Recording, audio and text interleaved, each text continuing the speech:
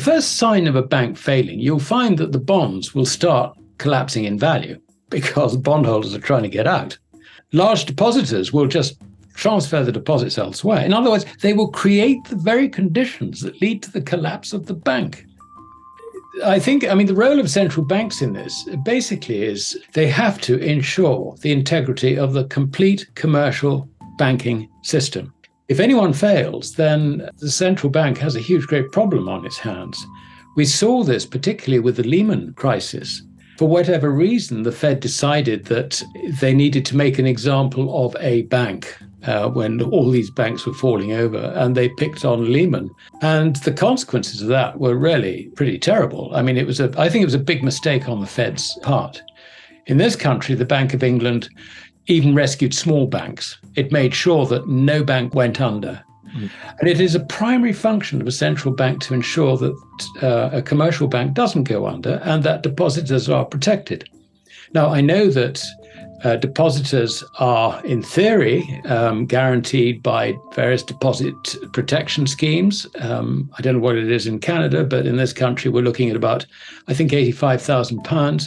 Any deposit values above that are not protected. But there again, you see, there are complications because if you've got more than one deposit, they total more than that. The banks are related in some way, like one might be a subsidiary of another, or they may operate under some sort of common license. Then, that's treated as one deposit. You're not going to get two lots of coverage. So there are various wrinkles that you've got to be really aware of. I think the biggest risk, because I really do think that the central banks learned the lesson of Lehman. You do not let a bank go under. It's as simple as that. And there's no reason for them to do so. But I think the wild card in this is the legislation that was passed at the behest of the G20 in all the G20 states, whereby, in the words of Gordon Brown, who was our prime minister at the time, the taxpayer shouldn't be on the hook for all the misdeeds of bankers. I'd say that's an emotional comment from a politician. But the result is bail-in legislation. And all I can say is that if any central bank decides to try and bail in a commercial bank, then they're going to just create an enormous crisis. I like to think that commercial banks, through the Bank of International Settlements, have probably agreed between them that in the event of a banking crisis, the bail-in procedures will not be pursued. But I have no guarantee that that's the case. I have no guarantee that one of the G20 might not have been listening properly.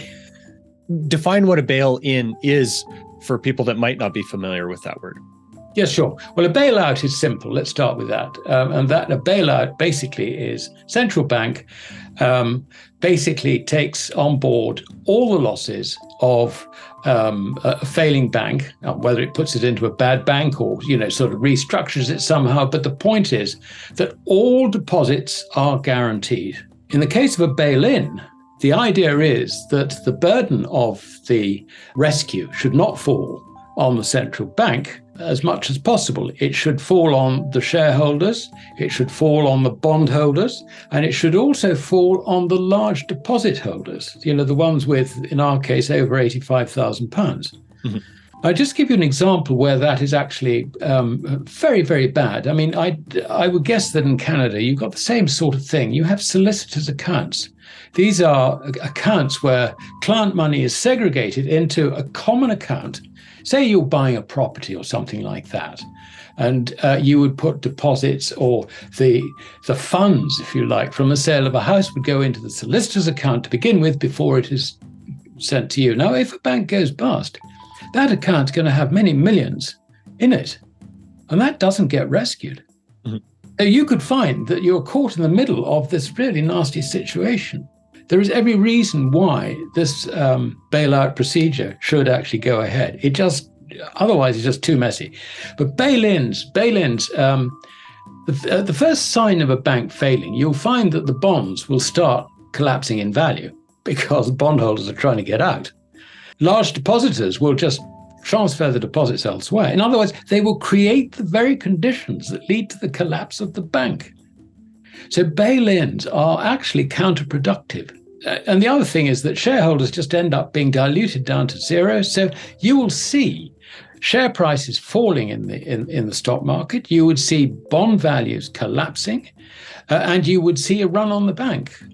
And it's interesting, if you look at the recent history of Credit Suisse, most of these things have been evident there. I mean, Credit Suisse hasn't officially been bailed out, but I think unofficially there has been a lot of work going on in the background to ensure that that bank didn't fail, including persuading some very large shareholders from the Middle East, for example, to support the bank. And I think if the bank can be supported, it is a wonderful opportunity, perhaps, for some of these, let's say Middle Eastern potentates, who want actually to own their own bank in Switzerland. I mean, I would have thought there's some attractions for that. So I think that rescue is probably going to be successful.